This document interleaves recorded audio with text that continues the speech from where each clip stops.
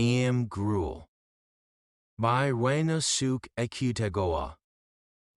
This story might have taken place about 1100 years ago. The exact time does not matter. All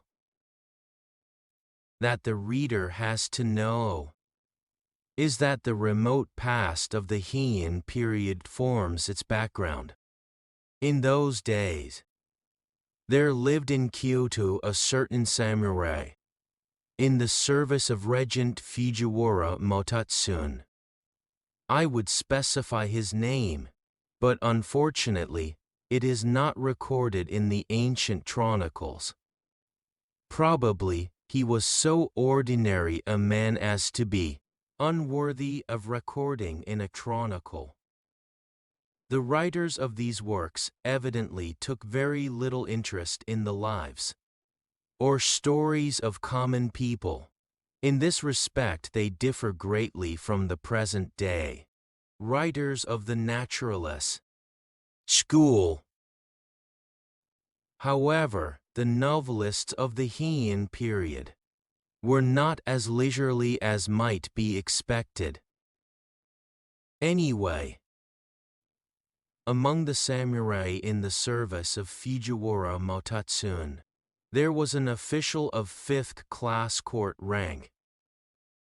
He is the hero of this story. In those days, an official of 5th-class court rank was a low official. The Japanese word for that rank is goi. So in this story he will be called Goi. Goi was a very plain-looking man. His hollow cheeks made his chin seem unusually long. His lips, if we mentioned his every striking feature, there would be no end. He was extremely homely and sloppy in appearance. No one knows how he came to serve the regent.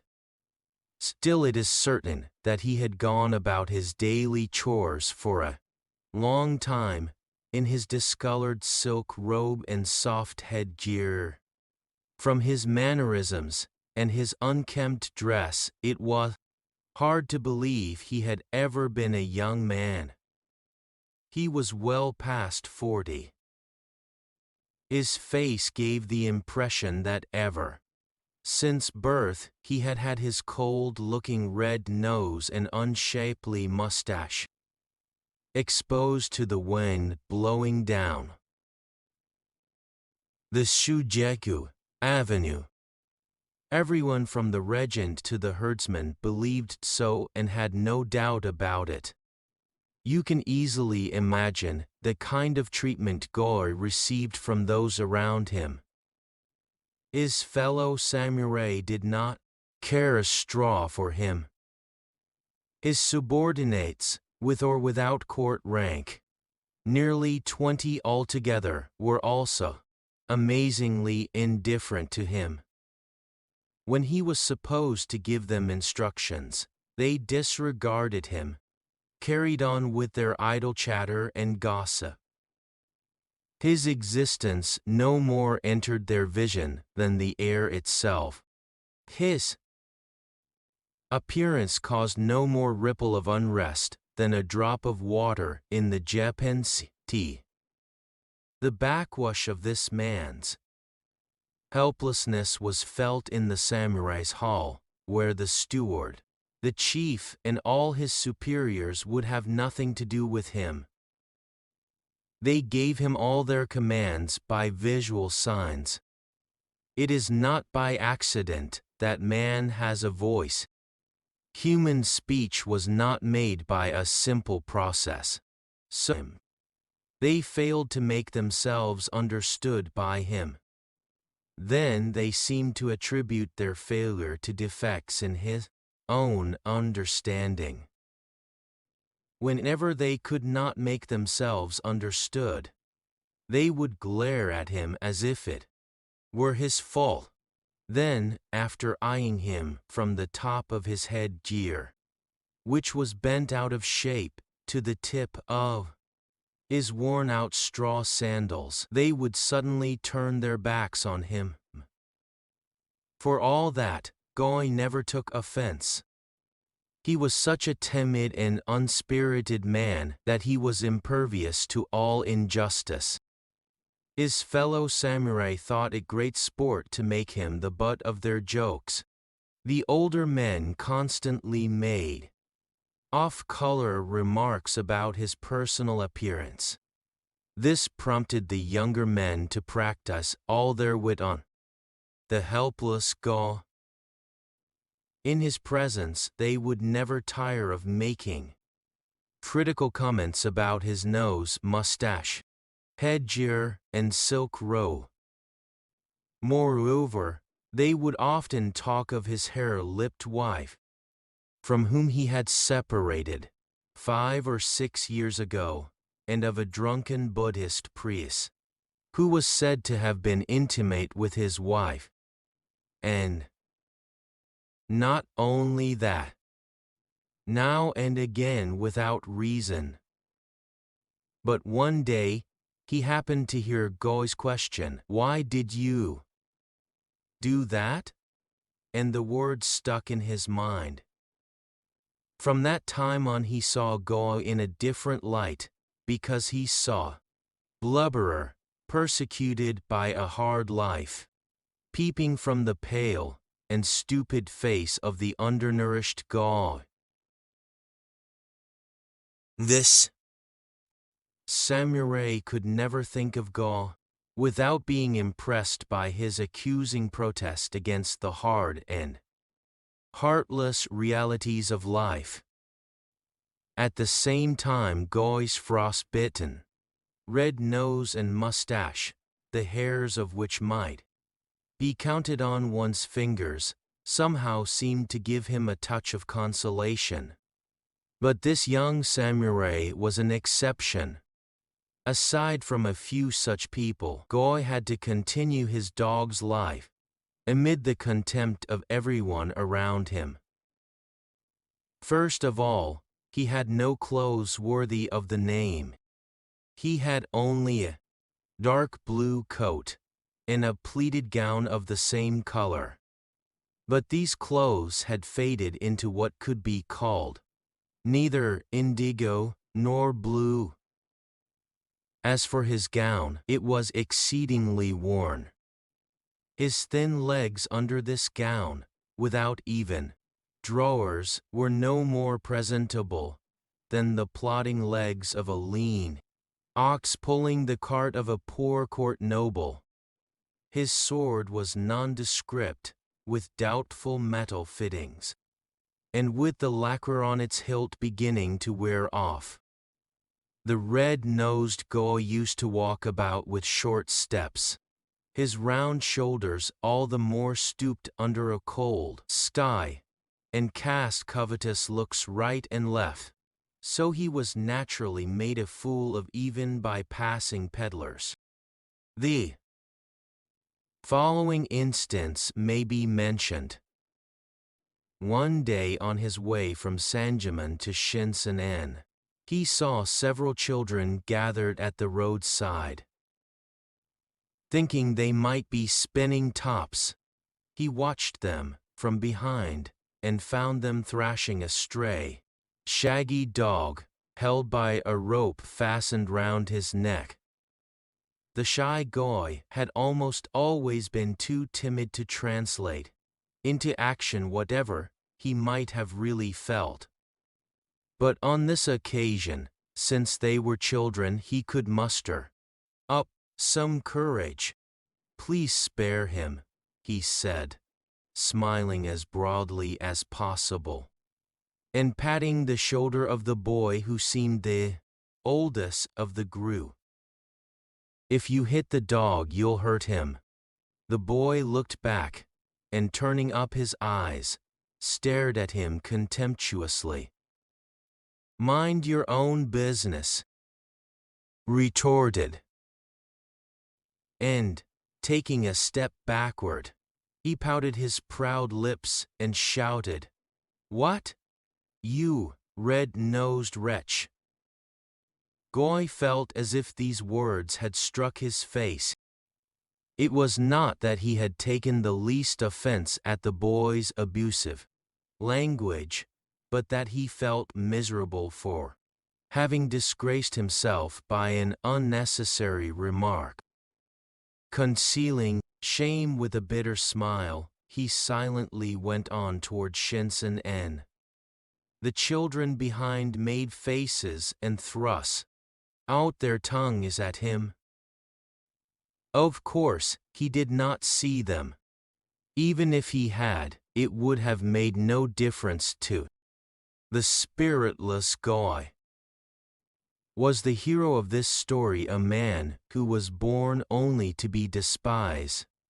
And had he no particular aim in life? No. Not. For the past 5 or 6 years he had had an extraordinary craving for Yam Gruel. Yam Gruel is a gruel made by boiling slices of yam in a soup of sweet arrowroot. In those days it was regarded as the supreme delicacy, even at the dining table of the sovereign of the realm. Accordingly, such lower officials as Goi could taste it only once a year when they were invited as extraordinary guests to the regent's palace. On such occasion they could eat no more of it than barely enough to moisten their lips. So it had been his long-cherished desire to satiate himself with Yam Gruel. Of course he did not confide his desire to anyone.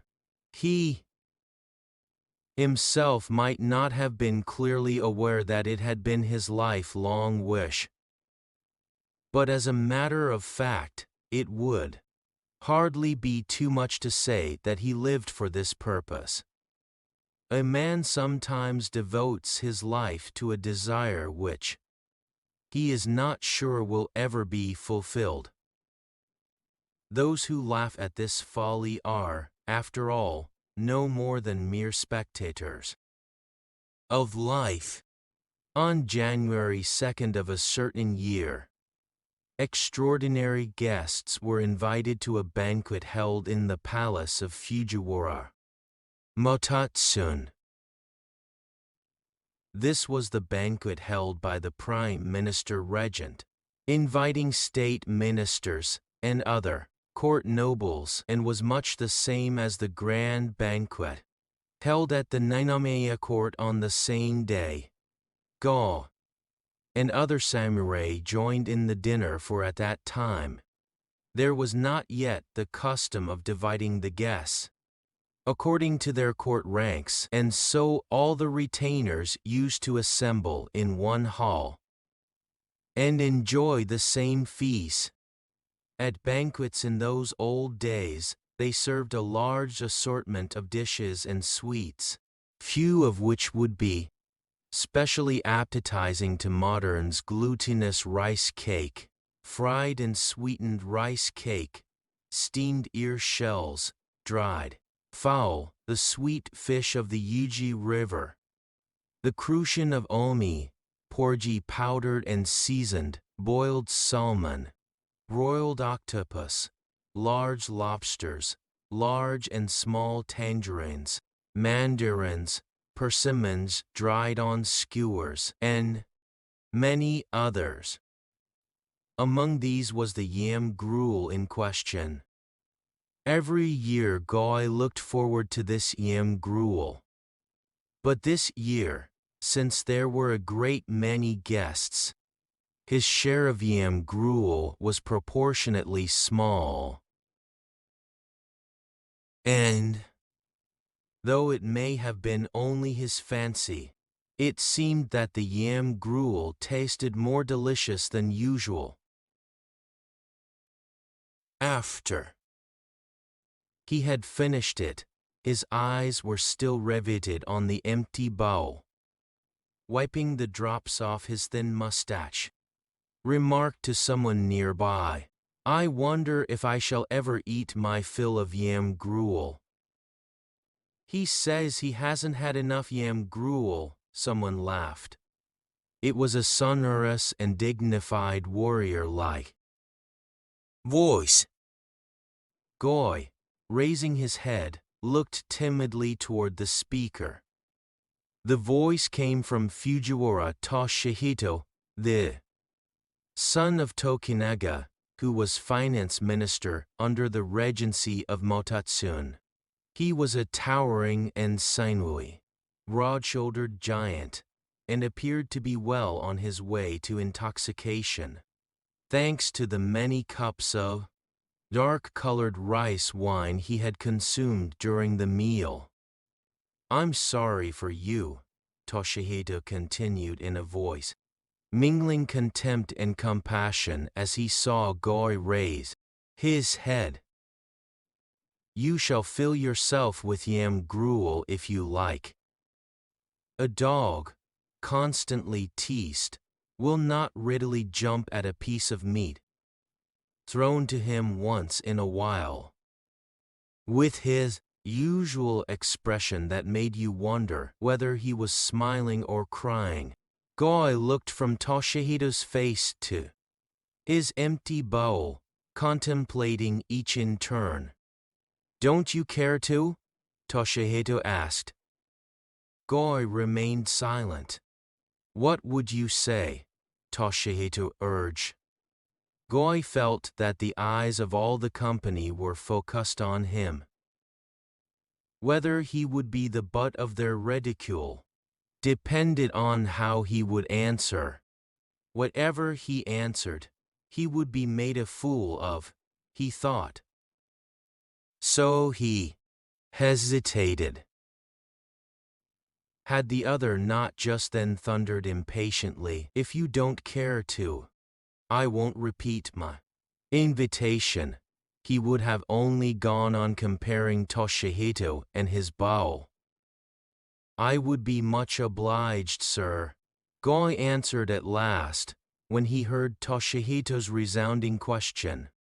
The company listening to this by-play between Toshihito and Goi roared with laughter. "I would be much obliged, sir," someone mimicked.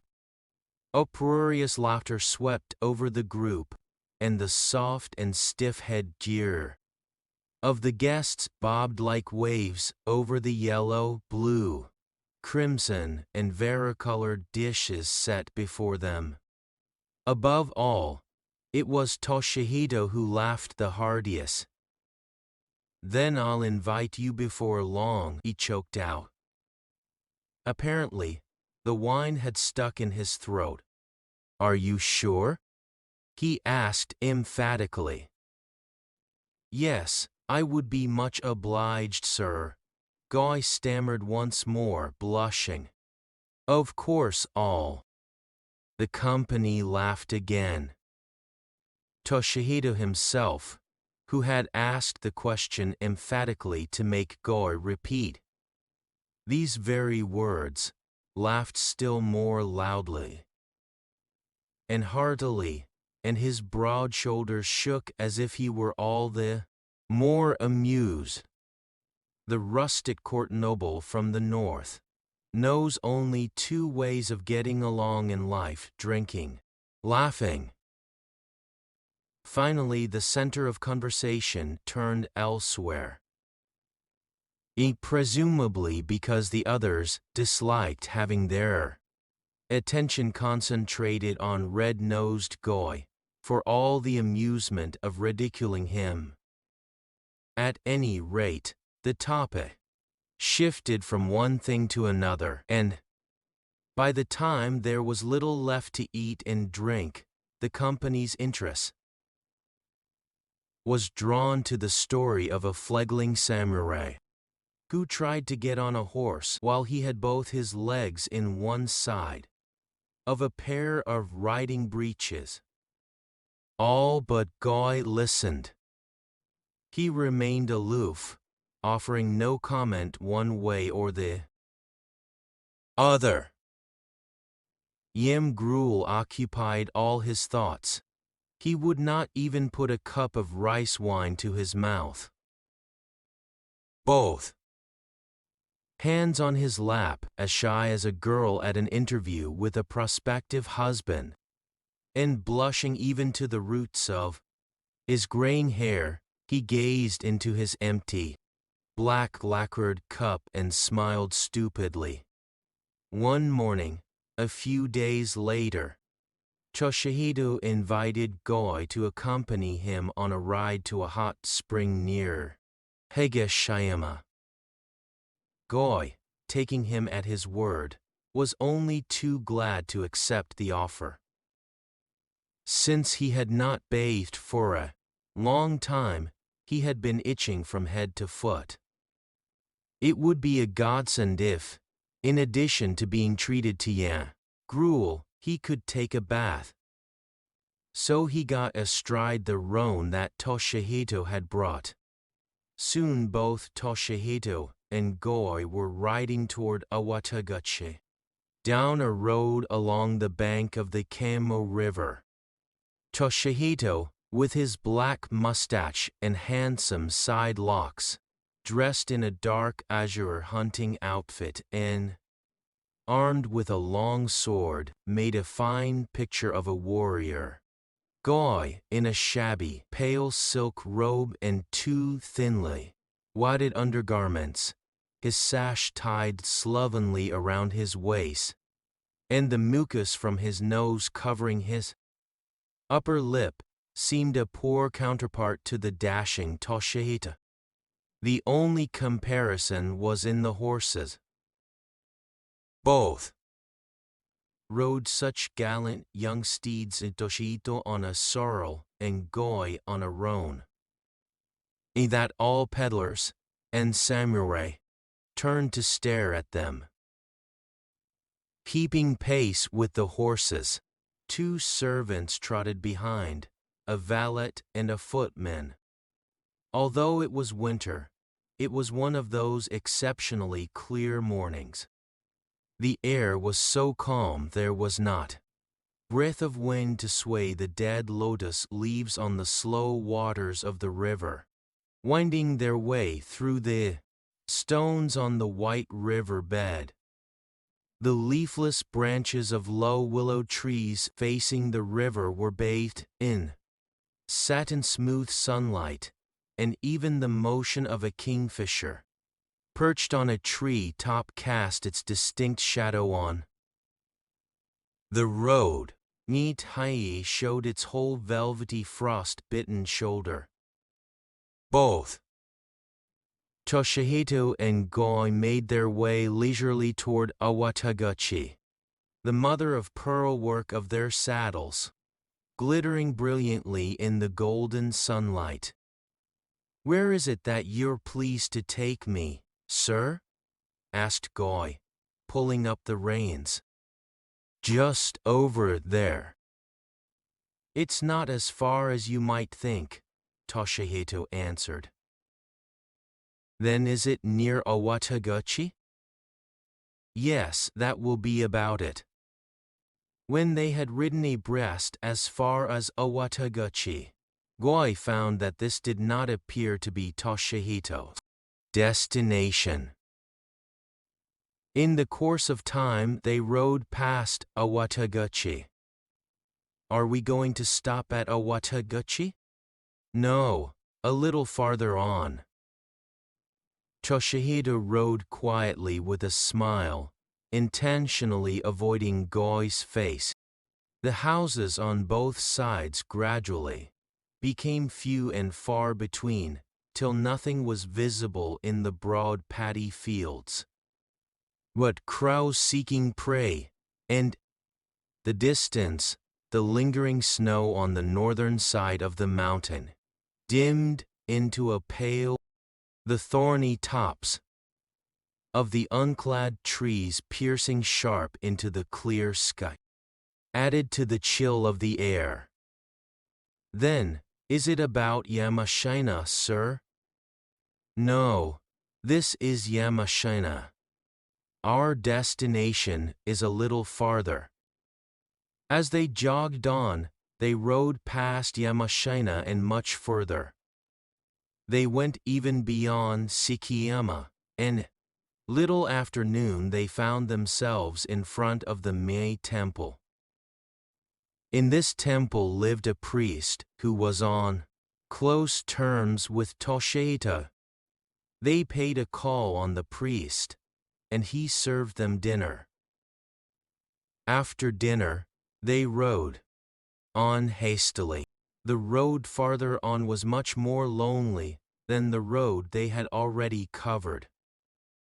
In those days the whole country swarmed with robbers and was unsafe everywhere. It's still farther off, isn't it, sir?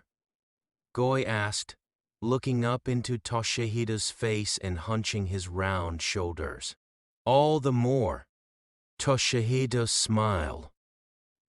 It was the sort of smile that a child who has done mischief gives his parent when he has nearly been found out. It seemed as if the wrinkles at the tip of his nose and the slack muscles at the corners of his eyes were deciding whether or not to burst into laughter. As a matter of fact, I plan to take you as far as Tsuruga, Toshihito said cheerfully at last, and raising his whip, he pointed to the distant sky. Under his whip the limpid waters of Lake Biwa shone in the light of the afternoon sun. Oh, Tsuruga? Goi asked in consternation. The Tsuruga in the province of Echizen? He had often heard that Toshihito had lived in Tsuruga for the most part, since he married the heiress to Fujiwara Arihito, but till that moment, he had not had the least idea that Toshihito was going to take him so far. First of all, he wondered how, with only 2 servants, he could ever get safely to distant Echizen across the many mountains and rivers. And then he thought of the frequent rumors that travelers had been killed by robbers. He raised an imploring face to Toshihito. Lord bless me, Goi blubbered out. First I thought our destination was Higashiyama, but it turned out to be the Mei Temple. Finally you tell me you're going to take me to Tsuruga in Echizen. Whatever do you mean? If you told me so at first, I'd have brought my servant with me at least. Tsuruga, Lord bless me. If his craving for Yam Gruel had not encouraged him, he would probably have left Toshihito and returned to Kyoto alone. Consider one Toshihito 1,000 men strong. You needn't worry about our trip, Toshihito scoffed, frowning slightly as he saw Goi's consternation. Calling his valet, he slung on the quiver, which the valet had carried on his back, and fastening on his saddle the black lacquered bow, which the valet had carried in his hand, he rode on at the head of the party. Now there was no course left for the dispirited Goi but blind obedience to Toshihito's will. So, helplessly looking at the desolate wilderness all around, he made his weary way. The footsteps of his horse were unsteady, and his own red nose was bent toward the saddle bow as he chanted the sutra of the merciful goddess, which he remembered faintly. The bleak wild fields, echoing the rattle of their horses' hoofs, were covered with a vast expanse of yellow pampas grass, and the cold puddles lying here and there seemed as if they would freeze that winter afternoon, with the blue sky mirrored in them. Far on the horizon, a range of mountains, out of the sun, lacked even the glitter of the lingering snow, and painted the horizon with a long streak of dark violet. But, in places, dreary clumps of dead pampas grass cut them off from the view of the servants trudging along. "Look!" Toshihito called out to Goi suddenly, turning. "There comes a good messenger. I'll have him send word to Tsuruga." Unable to understand what had been said, Goi timidly looked in the direction to which Toshihito had pointed with his bow. Of course there was not another soul in the whole extent of the plain, but in a clump of bushes, entangled by a wild vine, a fox could be seen walking slowly, his fur exposed to the declining sunlight. Instantly the fox sprang up hastily and began to run away at full speed. For suddenly Toshihito had whipped up his horse and galloped toward him. Goi also ran for his life, as if in delirium, after Toshihito. Nor could the servants afford to lag behind them. For some time the clatter of their horses' hoofs striking against stones broke the silence of the wilderness. But it was not long until Toshihito stopped his horse and dangled the fox, which he had caught before the others, knew it, head downwards by the side of the saddle. He must have run him down under his horse and caught him alive. Wiping off the drops of perspiration which were clinging to his sidelocks, Goi rode pantingly up to Toshihito. "Now listen, fox," Toshihito said in a purposely dignified voice, holding the fox high up before his eyes. "Run to Toshihito's mansion in Tsuruga tonight, and tell them, Toshihito coming down just now, along with a spec. Send some men to meet him as far as Takashima, about 10 o'clock tomorrow morning, and bring 2 saddled horses. Be sure, will you?" When he finished talking, Toshihito gave the fox a swing and threw him away toward a clump of grass. "Oh, how he runs! How he runs!" The 2 servants, who had barely caught up to Toshihito, cheered, clapped their hands as the fox scampered away. The autumn leaf-colored animal was seen running full tilt to the end of the world, across stones and over the roots of trees in the evening light. They could see him clearly from the little height where they were standing. For while they had been running after the fox, they had come to the top of an easy slope of the wild fields, which merged into the dry river bed. "He's a messenger of the gods, isn't he, sir?" Giving vent to his naive wonder and admiration, Goi looked up, all the more respectfully, into the face of the fierce knight, who commanded the willing service of even a fox. He did not think of what a gulf lay between him and Toshihito. He merely felt with greater assurance that, since he had now fallen more and more under the sway of Toshihito, his own will had become all the freer in the broad embrace of this hero's will. Probably flattery has its natural birth on such an occasion. Therefore, even if the reader should hereafter find the red-nosed Goi something of a sycophant, he should not indiscriminately doubt his character. The fox, which had been thrown away, rushed down the sloping field as if rolling along, jumped nimbly over the stones in the dry river bed, and ran obliquely up the opposite slope with vigor and agility. Dashing up the incline, the fox looked back and saw the party of samurai that had caught him still abreast on horseback on the far-off top of the easy slope. They all looked as small as fingers standing together. Especially the sorrel, the roan, bathed in the splendor of the setting sun, were in sharp relief against the frosty air. Turning his head forward, the fox started running again, like the wind through the dead pampas grass.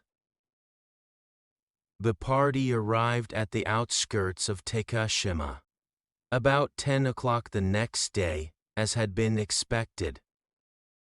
It was little hamlet facing Lake Biwa, with only a few straw-thatched houses scattered haphazardly in the fields. Threatening clouds filled the sky, unlike the summery sky of yesterday.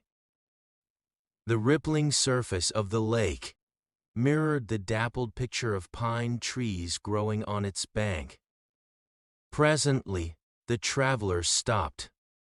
Toshihito turned to Goi and said, "Look, over there some men are coming to meet us." Of the 20 or 30 men who were bringing 2 saddled horses, some were on horseback and others were on foot, their silk robes fluttering in the cold wind. They all came rapidly toward them along the bank of the lake and through the pine trees.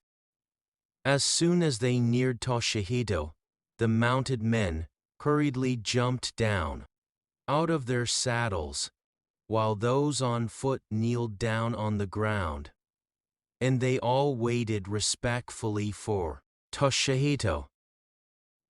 "Indeed, the fox seems to have done a messenger's service," said Goi. "Yes," Toshihito replied. "The fox is an animal that has a natural ability to disguise itself, so it's quite easy for it to perform such a service." While Goi and Toshihito were talking in this vein, they and their party came to where Toshihito's vassals were waiting. "Thank you for coming," Toshihito called out to them. The vassals, who had all been kneeling on the ground, stood up at once and bridled the horses of Toshihito and Goi. The two had scarcely got off and sat down on fur cushions when a gray-haired vassal in a brown silk robe came before Toshihito and said, "Last evening a mysterious thing took place." "Well, what was it?" Toshihito asked in a lordly manner, offering Goi the food and drink which his vassals had brought. "Please, lord. Last evening about 8 o'clock, her ladyship fell unconscious and said, 'I am the fox of Sakamoto. I will give you a message my lord has sent today. So step up to me and listen.' All of us got together before her. Then she said, 'My husband is coming just now with a special guest. Around 10 o'clock. Tomorrow morning send men as far as the outskirts of Takashima. And take 2 saddled horses.' That was the message she gave us." "That's very mysterious," Goi chimed in importantly, with a remark pleasing to everyone.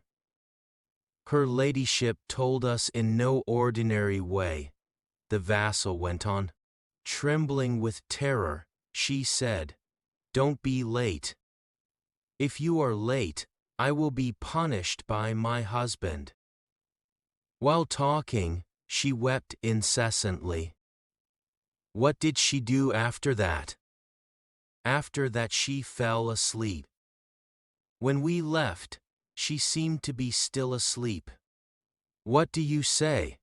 Toshihito asked, turning his proud look to Goi when his vassal had finished talking.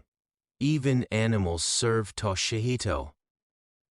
Bobbing his head and scratching his big red nose, Goi answered theatrically, I'm filled with admiration, beyond words. He then rolled his tongue over his upper lip to lap up the drops of the rice wine left on mustache.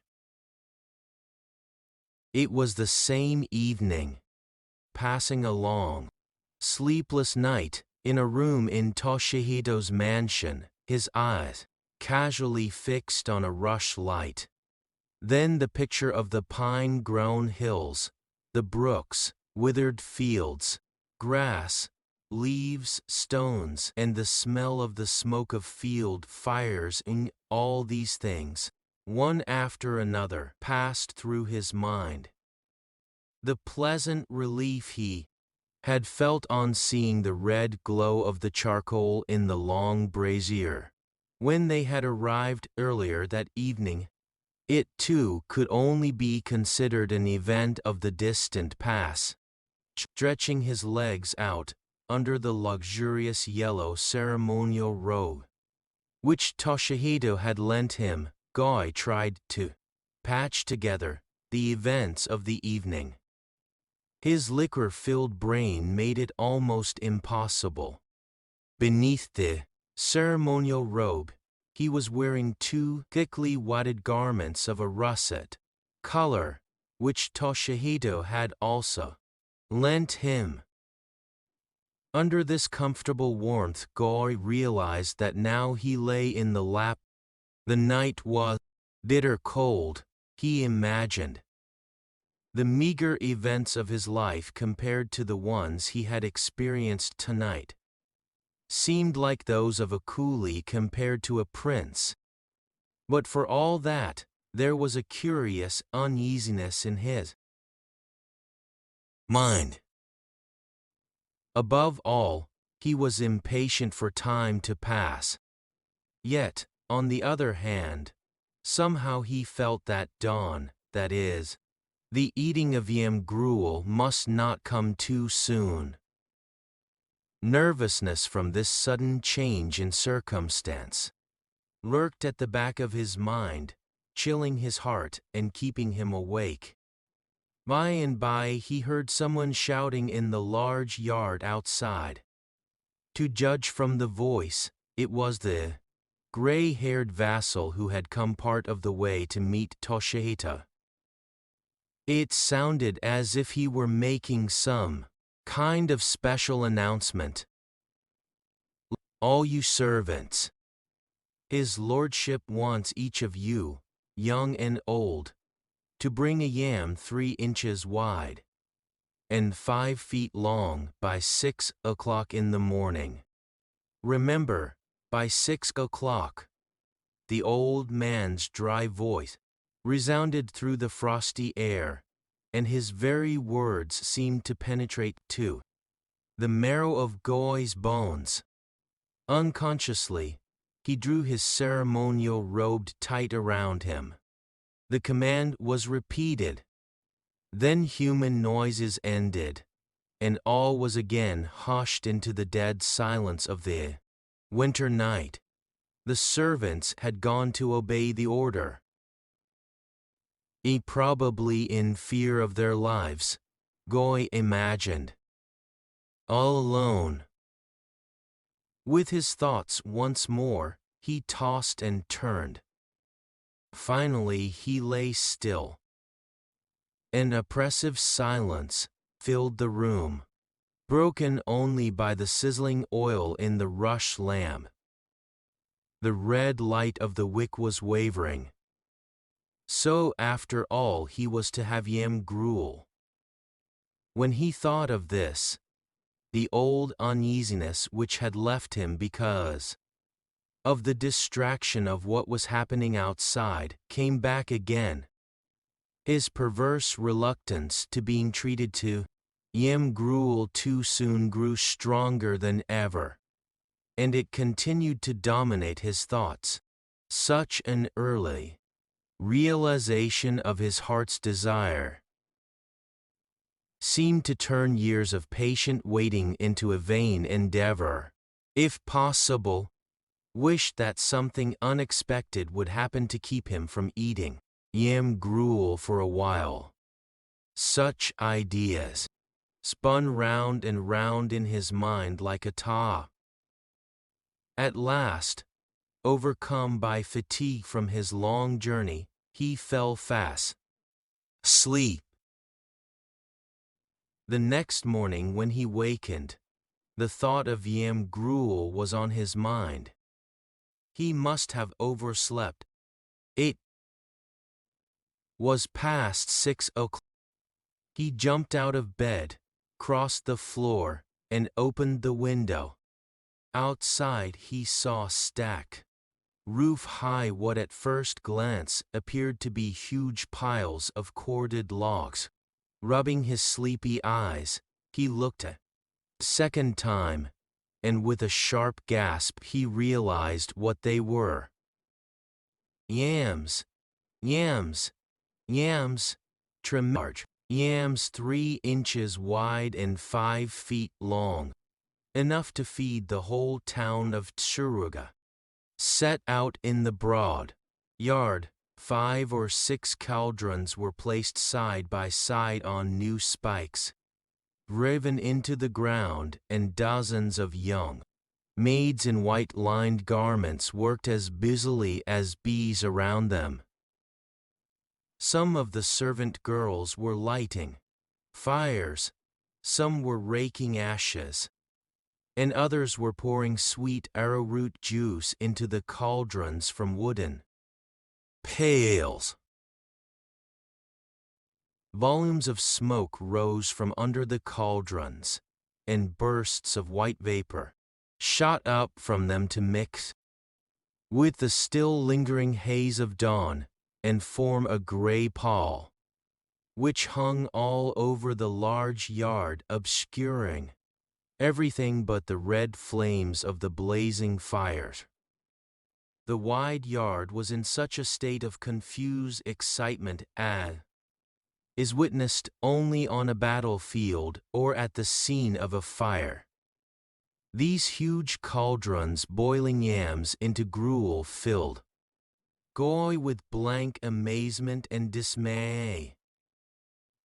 They made him remember only too clearly that he had made the long journey to Tsuruga all the way from Kyoto for the express purpose of eating Yam Gruel. The more he thought, the more miserable he felt about everything. By this time he had already lost half of the appetite which had hitherto commanded our sympathy for him. An hour later, he sat at breakfast with Toshihito and his father-in-law Arihito. In front of him was a huge vat, filled to the brim with a tremendous sea of Yam Gruel. Earlier he had seen dozens of spirited young men deftly wield kitchen knives to slice up that pile of yam, which reached high up to the eaves of the house. He had seen the maids run here and there past one another, scooping all the yam slices into the cauldrons. When all the yams piled up on the large mats were gone, he had seen clouds of steam, reeking with the smell of yams and arrowroot, rise from the cauldrons into the clear morning air. Naturally enough, when Goy, who had watched these things, was served Yam Gruel in a huge pitcher, he felt satiated even before tasting the delicacy. Sitting in front of the pitcher, he wiped his perspiring brow in embarrassment. "I hear you haven't had your fill of Yam Gruel, said Arihito's father-in-law, please help yourself without reserve. And he ordered the servant boys to bring several more large pitchers of yam gruel. Goi put about half of the yam gruel from the pitcher into a big earthen vessel, and closing his eyes, he reluctantly drank it off, his red nose becoming all the redder. As my father said, you needn't be hesitant. Grinning maliciously, Toshihito also pressed Goi to have another pitcherful of yam gruel. Goi was in a terrible plight. Frankly, he had not wanted to eat even one bowlful yam gruel even at the beginning. With great endurance, he managed to do justice to half a pitcherful of it. He took any more, he thought he would throw it up before swallowing it. But to refuse to eat any more would be to spurn the kindness of Toshihito and Arihito. So closing his eyes again, he drained off a third of the remaining half. He could not take another mouthful. I'm more than obliged to you, Goi mumbled incoherent thanks. He was in such pitiful embarrassment that drops of perspiration formed on his mustache and the tip of his nose, as if it were midsummer instead winter. How sparingly you eat, said Arihito. Our guest seems to be reserved.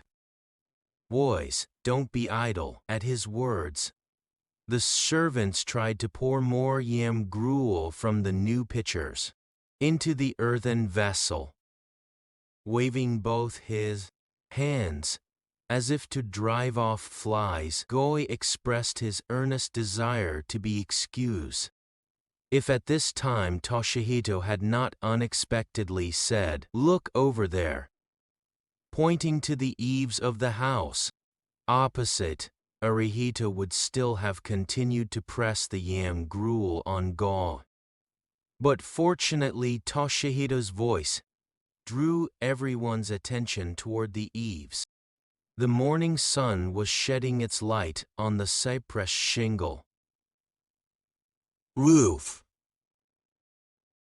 An animal sat quietly on the eaves, its sleek fur bathed in the bright sunshine. It was the fox of Sakamoto, which Toshihito had caught with his hands in the withered fields 2 days before. The fox has also come from a desire for yam gruel. Men, give him his feed. Toshihito's orders were promptly executed. The fox jumped down from the eaves and immediately began to feast on yam gruel. Watching the fox eat its meal, Goi looked back with fond longing on his past life before the time he had come to Shirura. What he remembered was that he had been made a fool of by many warriors and reviled even Kyoto boys with what? You red nose, and that he was a pitiful, lonely being with faded silk robe and nondescript sword, who wandered about Shujeku Avenue like a homeless mongrel. But at the same time he had been happy, treasuring up his desire to gorge himself on yam gruel. With the reassurance that he need not eat any more of it, he felt the perspiration all over his face dry, gradually, beginning at the tip of his nose. The early morning in Tsuruga was fine but cold, and a biting wind was blowing. Hastily grasping his nose, Goi emitted a loud sneeze toward the silver pitcher.